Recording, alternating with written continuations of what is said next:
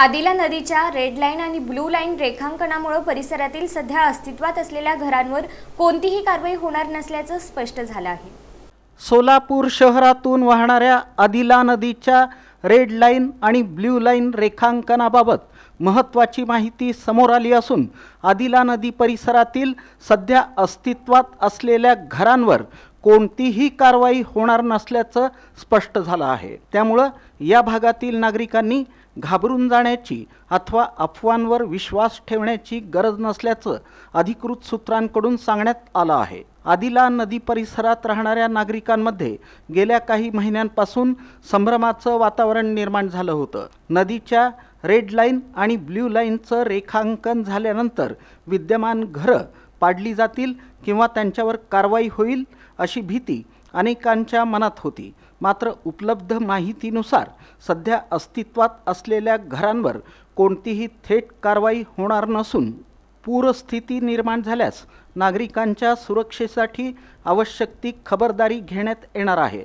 नदीला पूर आल्यानंतर पाणी ब्लू लाईनपर्यंत पोहोचल्यास त्या परिसरातील रहिवाशांना प्रशासनाकडून तातडीचा इशारा देण्यात येणार आहे। संभाव्य धोका लक्षात घेऊन नागरिकांना सुरक्षित स्थळी स्थलांतरित करण्यासह आवश्यक उपाययोजना करण्यात येतील। त्यामुळे आदिला नदी परिसरातील नागरिकांनी कोणत्याही अफवांवर विश्वास न ठेवता प्रशासनाच्या अधिकृत सूचनांचं पालन करावं असं सांगण्यात येत आहे। दरम्यान नदी परिसरातील प्लॉट धारकांसाठी काही महत्त्वाचे बदल होण्याची शक्यता आहे। ब्लू लाईनच्या आत नव्यानं बांधकाम परवानगी मिळण्याची शक्यता अत्यंत कमी असून त्या क्षेत्रात बांधकामांवर निर्बंध राहणार आहेत।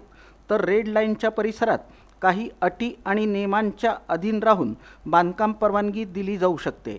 मात्र याबाबतचा अंतिम निर्णय राज्य शासनाच्या धोरणावर अवलंबून असणार आहे। पाटबंधारे विभागानं आदिला नदीचं रेड लाईन आणि ब्लू लाईन रेखांकन करण्यासाठी आवश्यक असलेली बहुतांश प्रक्रिया पूर्ण केली आहे। नदी परिसराचा सविस्तर सर्वे पूर्ण झाला असून त्याचा डेटा देखील तयार करण्यात आला आहे। आता केवळ तांत्रिक गणित आणि अंतिम मंजुरीची प्रक्रिया बाकी असल्याची माहिती अधिकृत सूत्रांकडून देण्यात आली आहे। शासनाकडून आदेश मिळाल्यानंतर अवघ्या 15 ते 20 दिवसात संपूर्ण रेखांकन प्रक्रिया पूर्ण होऊ शकते असं सांगण्यात येत आहे। गेल्या वर्षी झालेल्या अतिवृष्टीमुळे आदिला नदी परिसरातील अनेक वस्त्यांमध्ये पाणी शिरलं होतं। अनेक कुटुंबांना मोठ्या अडचणींचा सामना करावा लागला होता। काही भागांमध्ये पूरसदृश्य परिस्थिती निर्माण झाल्यानं नागरिकांच्या सुरक्षेचा प्रश्न निर्माण झाला होता। या पार्श्वभूमीवर सोलापूर महानगरपालिकेनं या विषयाची गंभीर दखल घेत पाटबंधारे विभागाला पत्रव्यवहार करून आदिला नदीच्या पूररेषा निश्चित करण्याची मागणी केली होती। महापालिकेच्या मागणीनंतर पाटबंधारे विभागानंही युद्धपातळीवर हालचाली सुरू केल्या। आदिला नदीच्या प्रवाहाचा अभ्यास, नदीपात्राची रुंदी, पूरस्थितीतील पाण्याचा प्रवाह, परिसरातील बांधकामे आणि भविष्यातील पूरधोका या सर्व बाबींचा सखोल अभ्यास करण्यात आला आहे। या संदर्भातील तांत्रिक अहवालाची पडताळणी करण्यासाठी IIT मुंबई इथं तज्ज्ञांची बैठक होणार आहे।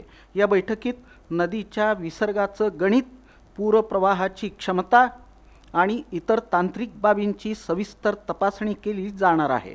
त्यानंतर चीफ इंजिनियर कार्यालयाकडून अंतिम मंजुरी मिळाल्यानंतर प्रत्यक्ष रेड लाईन आणि ब्लू लाईनचं मार्किंग करण्यात येईल। अंतिम रेखांकन पूर्ण झाल्यानंतर ही माहिती सार्वजनिक संकेतस्थळावर उपलब्ध करून देण्यात येणार आहे।